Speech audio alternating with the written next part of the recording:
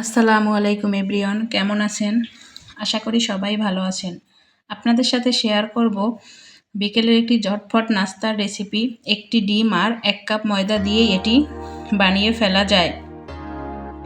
এখন আমি এটি বানাতে একটি বাটি নিয়ে বাটিতে একটি ডিম ভেঙে নিলাম।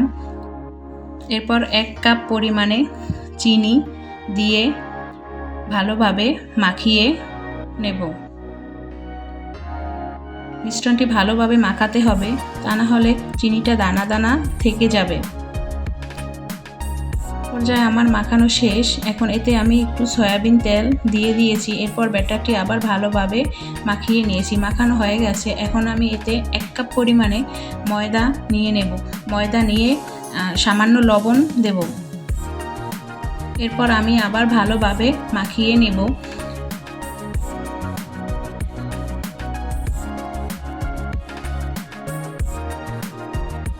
দেখেন আমার ব্যাটারটি একটু পাতলা হয়েছে।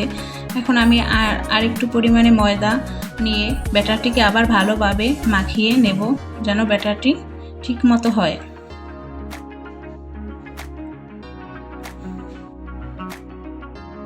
এ পর্যায়ে আমার মাখানো শেষ। এখন আমি হাতে একটু সয়াবিন তেল মেখে নাস্তার জন্য এইভাবে শেপ দিয়ে নেব, একটি একটি করে। শেপ দেওয়া হয়ে গেলে চুলায় আমি একটি প্যান বসিয়ে দেব তেল গরম হওয়ার জন্য। তেল মিডিয়াম গরম হয়ে গেলে আমি নাস্তাগুলো একটি একটি করে দিয়ে দেব। খেয়াল রাখতে হবে চুলার আঁচ যেন বেশি না হয়, তাহলে এগুলো পুড়ে যাবে, কালারও সুন্দর হবে না। উল্টে পাল্টে একটু দেখতে হবে ঠিকমতো হয়েছে কিনা। আমি একটি চামচের সাহায্যে ভালোভাবে নেড়ে চেড়ে দিয়েছি।